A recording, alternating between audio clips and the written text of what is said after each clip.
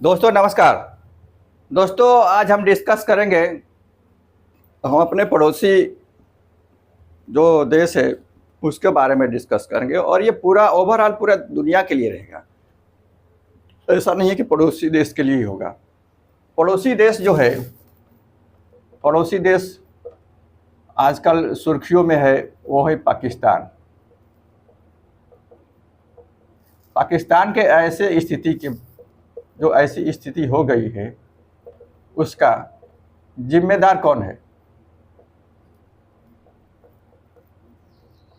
असली जो जिम्मेदार है वो कौन है, इस पे डिस्कस करेंगे। और दोस्त ये वीडियो बहुत ही रोचक होने वाला है और बहुत ही नॉलेजफुल है। और इस वीडियो को आप सेव करके रखिएगा क्योंकि ये हमेशा काम करेगा। वीडियो तो लाखों वीडियो है और हमसे अच्छे अच्छे वीडियो हैं, लेकिन हम जो इन्फॉर्मेशन देने जा रहे हैं इस पे आप ज़रूर ध्यान दीजिएगा।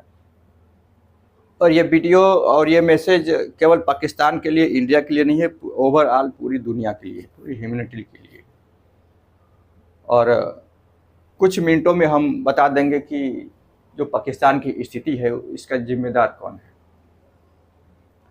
दोस्त सबसे पहले तो जो सरकार है वहाँ की,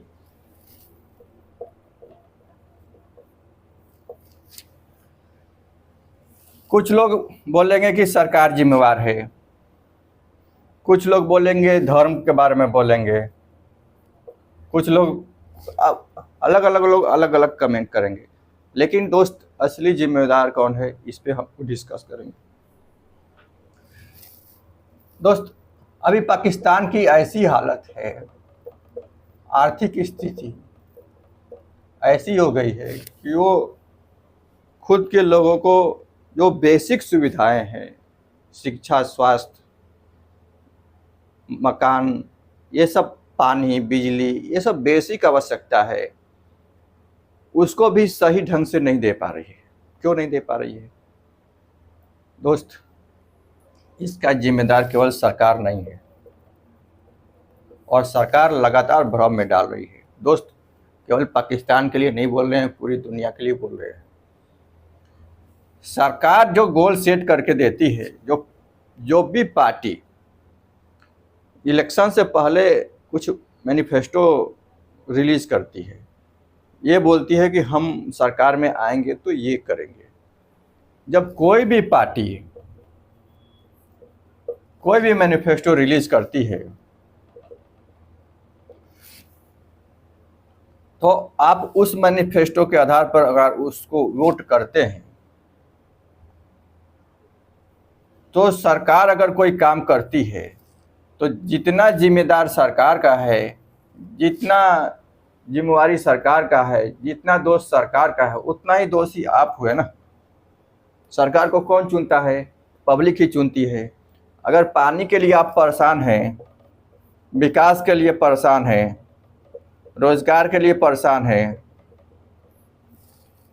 आने वाले आप बच्चे के भविष्य के बारे में आप परेशान हैं, तो जिम्मेदार केवल सरकार है क्या? जहाँ पे भी लोकतंत्र है वहाँ पे वोट देने का अधिकार होता है, वो भी फ्री में होता है। पैसा लेकर वोट नहीं दिया जाता है कि सरकार को 500-1000 रुपया वोट के लिए देने के लिए, वोट के अधिकार के लिए पैसा दीजिए, ऐसा कुछ नहीं है। सरकारें फ्री में आपको सुविधा दे के रखी है। तो जो मैनिफेस्टो पार्टियां देती हैं उसको बोलिए ना कोर्ट में एफिडेविट करके दो। और जिसके मैनिफेस्टो में पॉजिटिव विचार है उसको मैनिफेस्टो में आप देखिए, आपके 5 पॉइंट जो मेन है उससे क्या आपके बच्चे का, जो अभी आपका बच्चा है, उसके आने वाले फ्यूचर में 10 साल, 20 साल, 50 साल में उस जो मैनिफेस्टो में टॉप 5 पॉइंट है, कहने के लिए तो कोई कुछ भी कर देता है, लेकिन उसको मैनिफेस्टो को जज कीजिए, क्या उसमें कोई ऐसा पॉइंट है जो आने वाले फ्यूचर में आपके बच्चे का विकास डाउन कर दे? क्योंकि कुछ हिडन होता है। आपको लगेगा कि ये जो टॉपिक है, जो मैनिफेस्टो है, जो हमारी पार्टी का मैनिफेस्टो है, जिसको हम फॉलो करते हैं, वो अच्छा है, लेकिन फाइनली क्या होगा, आपके बच्चे का फ्यूचर डाउन करेगा।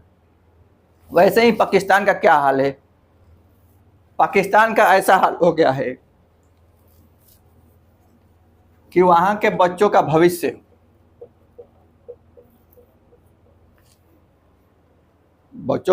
अच्छा है कि खराब है, आप बताइए कमेंट करके। और इसके जिम्मेदार कौन है? उनके माता पिता ही है ना। और इसका भी कारण क्या है कि ये इनके माता पिता का गोल ही क्लियर नहीं है, इनके पास पॉजिटिव गोल नहीं है। जब ये खुद निगेटिव रहेंगे तो निगेटिव सरकार को ही चुनेंगे ना। जो सरकार है पॉजिटिव निगेटिव कैसे बनेगी? पब्लिक के बेस पे बनेगी ना। अगर पब्लिक जागरूक है, पब्लिक पॉजिटिव है, तो सरकार भी पॉजिटिव बनेगी। सपोर्ट ही मत कीजिए ना भाई, क्यों सपोर्ट कर रहे हैं? तो अगर वहाँ की पब्लिक या दुनिया के कहीं भी पब्लिक को अगर परेशानी हो रही है तो वोट तो माता पिता ही देते हैं ना। बच्चों का भविष्य क्लियर करने के लिए उनके पास डिसीजन होता है, नहीं होता है? चाहे वो देश हो या राज्य हो, हर जगह जब चुनाव होता है तो माता पिता के पास अधिकार होता है वोट देने का। तो बच्चे के भविष्य के लिए वोट अगर आप दीजिएगा तो बच्चे का भविष्य अच्छा होगा, सीधी सी बात है। और यदि पैसे के लिए, जाति के नाम पे, धर्म के नाम पे वोट दीजिएगा तो सीधी सी बात है आपका भविष्य खराब हो जाएगा। और यदि आप किसी भ्रम में जी रहे हैं तो आप भ्रम में जिएगा तो बच्चे को भी भ्रम में डाल दीजिएगा। तो इसका जिम्मेवार ये है कि वहाँ के ना ही पब्लिक के पास पॉजिटिव गोल है, ना ही सरकार के पास। और जब तक गोल क्लियर नहीं होगा तब तक चाहे वो पाकिस्तान हो, चाहे कोई भी देश हो, उसका विकास नहीं होगा और अस्थायी विकास नहीं होगा। वहाँ के जो बच्चों का भविष्य खुशहाल नहीं होगा।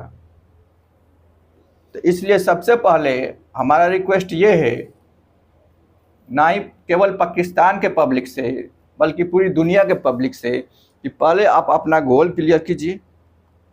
गोल क्या होता है वो केवल गुरु ही बता पाएंगे। आपके जो गुरु हैं उनसे संपर्क कीजिए, वो अच्छा गोल सेट करके देंगे।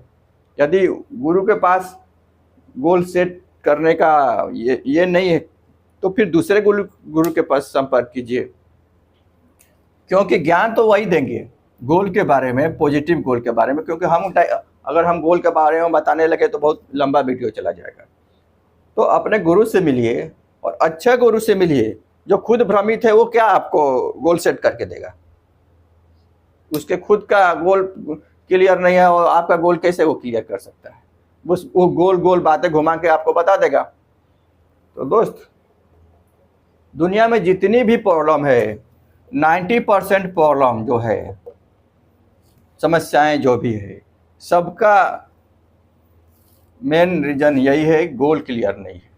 जब तक गोल क्लियर नहीं होगा, चाहे वो एक पर्सनली इंसान का हो या सोसाइटी का हो या राज्य का हो, देश का हो या दुनिया का हो, तब तक खुशहाली टेम्पररी ही रहेगी।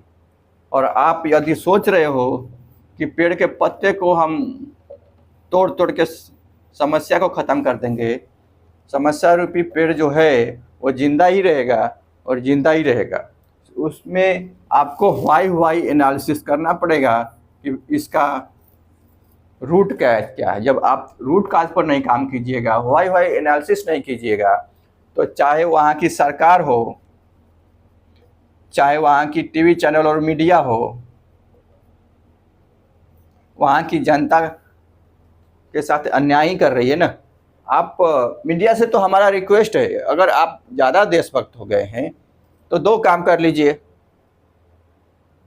दुनिया के किसी भी मीडिया से हमारा रिक्वेस्ट है कि आप 2 काम कीजिए टीवी चैनल से। एक तो ऐसे किसी भी प्रोडक्ट का प्रचार मत कीजिए, माध्यम मत बनिए जो बच्चों के भविष्य को, स्वास्थ्य को खराब करे। क्योंकि WHO के अनुसार 80 लाख से ज़्यादा लोग तो केवल गुटखा का कारण ऊपर चले जाते हैं। लगभग 1 करोड़ लोग केवल गुटखा का कारण समय से पहले ऊपर चले जाते हैं। 2 करोड़ बच्चे अनाथ होते हैं। तो एक इसका माध्यम मत बनिए। और दूसरी बात यह है कि आप व्हाई एनालिसिस जरूर कीजिए। जब आप डिस्कस करने जाते हैं मीडिया बंधु, जब आप आधा घंटे किसी मैटर पर डिस्कस करते हैं तो व्हाई एनालिसिस कीजिए ना। 2 लोग को बैठा लेते हैं, एक दूसरे से बहस करते हैं और एनर्जी बर्बाद कर देते हैं। तो दोस्त, अगर वीडियो का मैसेज आपको अच्छा लगा हो तो इसको दबा के शेयर कीजिएगा और इसको सेव करके रखिएगा।